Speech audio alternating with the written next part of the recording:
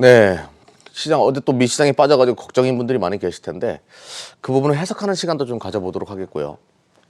그리고 한 주의 전략 또 설명드리는 시간 가져보도록 하겠습니다.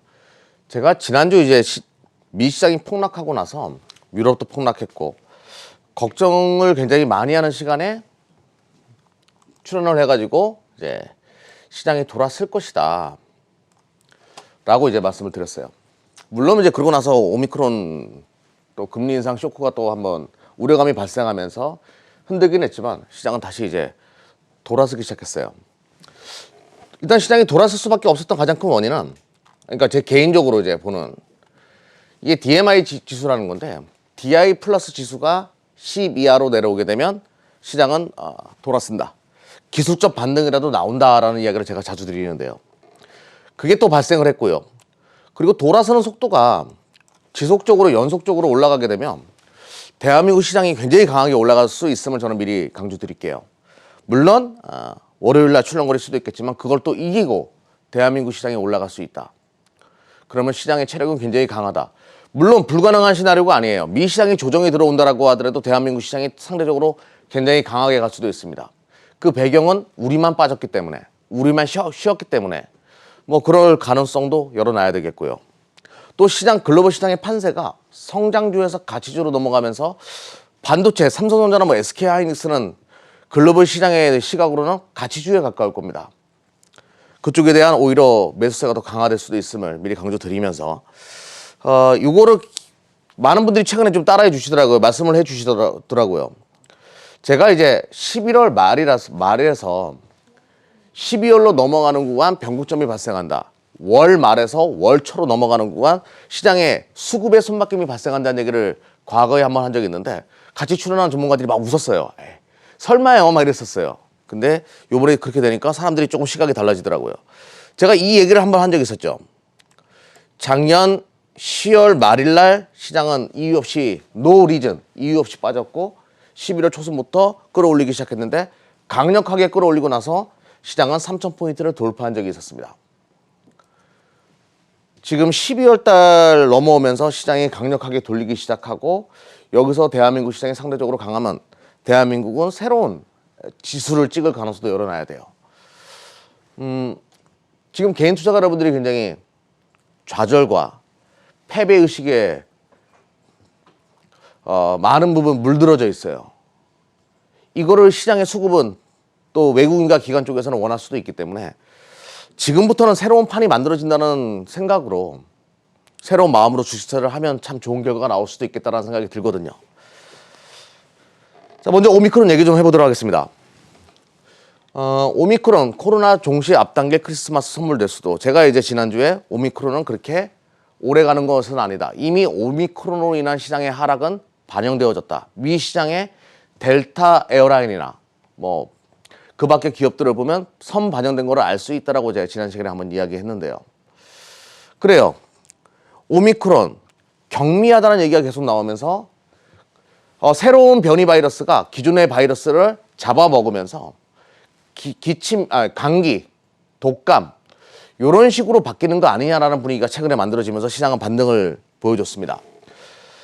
JP모건에서 코로나 독감처럼 변할 듯 저가 매수 기회 이런 보고서가 올라왔는데 어제 또 강제 폐기됐죠. 강제 폐기됐지만 우리가 무시할 수 없는 보고서였던 건 사실이에요. 강제 폐기된 배경도 남아공에서 4배 가까이 증가했다.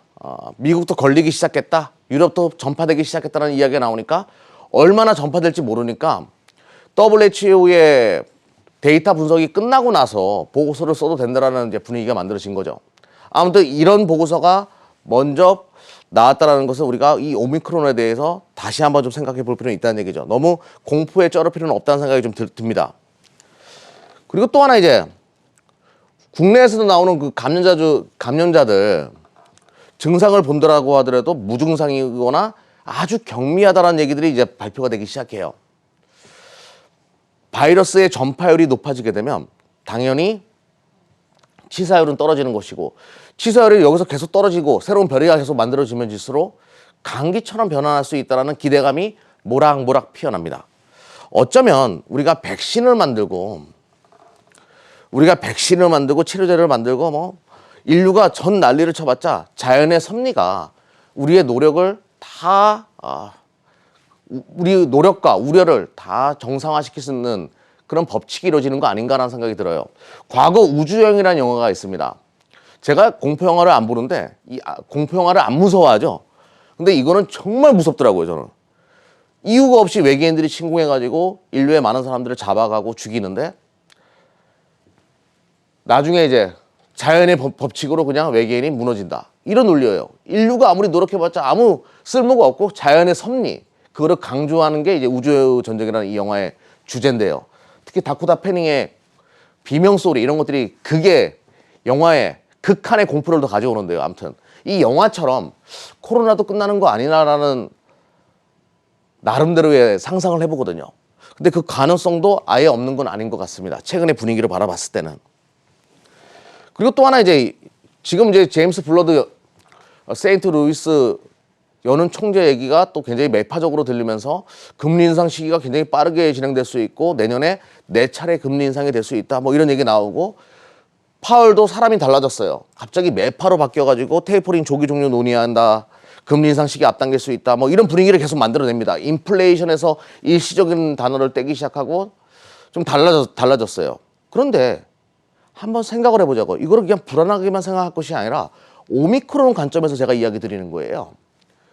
아니 코로나 확산세도 오미크론도 코로나입니다. 이 확산세가 이렇게 무서운데 전파율도 굉장히 무서운데 연준이 인플레이션과 그리고 금리 인상에 대한 어떤 시그널을 계속 준다? 연준은 우리가 무조건 맹신해서도 안 되겠지만 연준의 데이터 분석 능력을 우리가 무시해서도 안 되죠. 연준이 이런 반응을 보인다는 것은 어쩌면 글로벌 시장에 가장 많은 데이터를 가지고 분석하는 최고의 기관인데도 불구하고 금리 인상과 경제 회복에 대한 자신감을 보여준다? 오미크론이 별거 아니다라고 이쪽에서는 연준 쪽에서는 예상하고 있다는 생각도 들더라고요.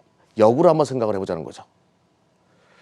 자, 아무튼 지금 이런 분위기가 만들어진다는 얘기는 오히려 역발상으로 볼 필요가 있다는 겁니다. 그리고 다음 주면 이제 오미크론에 대한 전반적인 그 WHO나 뭐 FDA 쪽에서의 발언은 다음 주 말 정도도 될 거예요. 근데 요번 주는 아니면 다음 주 내에 화이자도 먹는 코로나 치료제 이제 FDA 승인권과 관련돼 가지고 이제 이야기가 나올 거예요. 요것도 우리가 좀 관심 있게 봐야 될 것 같아요. 서서히 이야기가 나올 때가 됐다 이렇게 보시면 될 것 같고요. 그래요. 어쩌면 이번 오미크론이 제 예상대로 코로나의 감기와 독감화로 변환하기 시작하고 치료제도 나온다라고 하면 우리는 다시 이제 코로나 이전으로 돌아갈 수 있습니다. 제발 그래야 되고요. 2년 동안의 긴 시간이었는데요. 이제는 정상화 쪽으로 베팅을 할 때가 됐다는 생각이 들어요. 많이 두렵고 걱정되는 부분은 있겠지만 주식은 도박과 주식의 가장 공통점은 뭐죠? 불확실할 때 베팅한다라는 거겠죠. 아직은 안개 속이 안개같이 있고 아무것도 보이지 않지만 지금은 베팅에 좀 서서히 물량을 확보해야 할 그런 시기가 아닌가 생각을 해봅니다. 자, 제가 이제 그리고 이제 미 시장 같은 경우에는요. 요게 이제 델타 에어라인 델타 항공 주가 흐름인데요. 어제도 뭐 살짝 뭐 조정은 있었지만 뭐 마이너스 1.5% 정도 빠졌을 거예요. 제가 어제 그저께 걸 이제 캡처를 해왔는데 이 오미크론에 대한 어떤 그 시나리오는 누 버니 바이러스라는 이유로 먼저 시장에 돌았었죠. 그리고 이렇게까지 조정이 만들어졌어요. 오미크론 사태가 터지면서. 근데 거래량이 상당히 많은 부분 들어온 것을 여러분들이 보실 수 있습니다.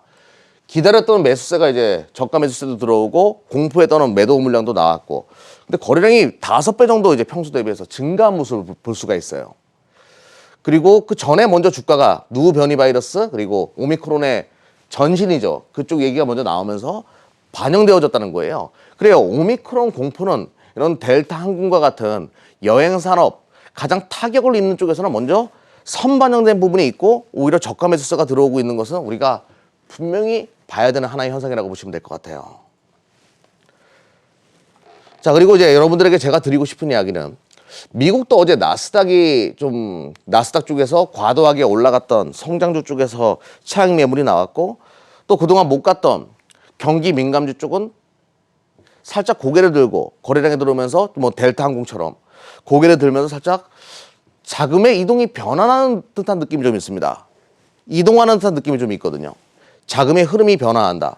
그래요. 국내 같은 경우에도 메타버스나 NFT나 이차전지와 관련된 종목들이 시장 최근에 돌았을 때 이쪽에서 차익 매물들이 좀 많이 나오는 걸 여러분들이 볼 수가 있었을 겁니다.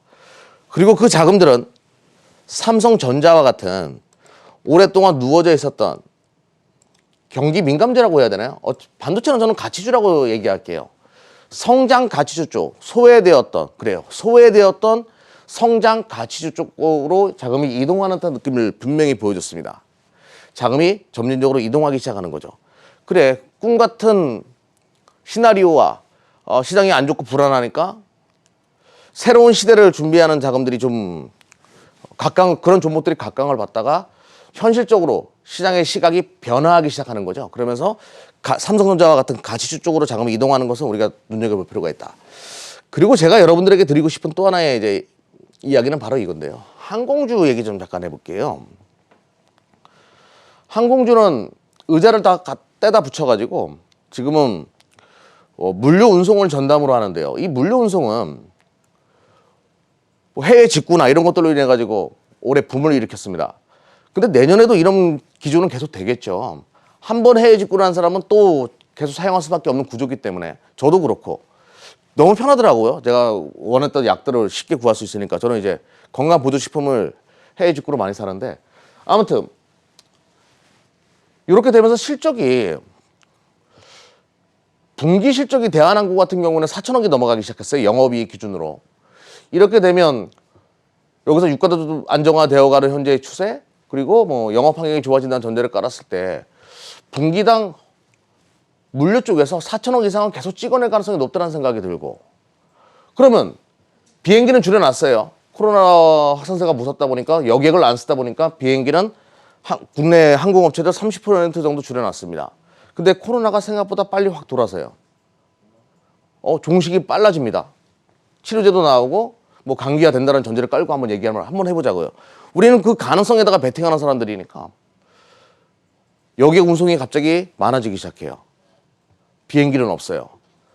밀어놨던 비즈니스 관련된 업무들, 제가 기업 탐방 갔다가 이제 많이 느끼는 것 중에 하나가 사람을 못 보내고 있어요. 근데 그 업무들을 이제 진행해야 되니까 사람을 보내기 시작합니다. 떨어졌던 가족들을 만나러 상봉하기 시작해요.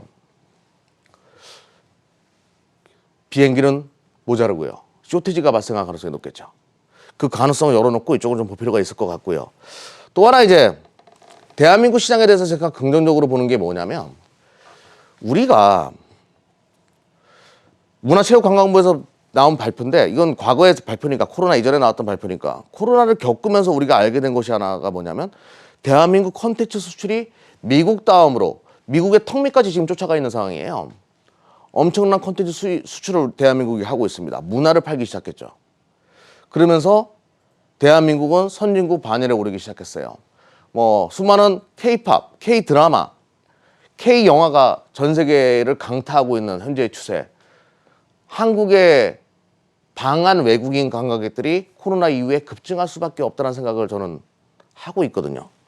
한 예로 이제 오징어 게임에서도 뉴스위크에도 나왔던 내용인데요. 제주도, 제주 아일랜드. 요 얘기 나오지 않습니까? 나 제주도 가고 싶다고.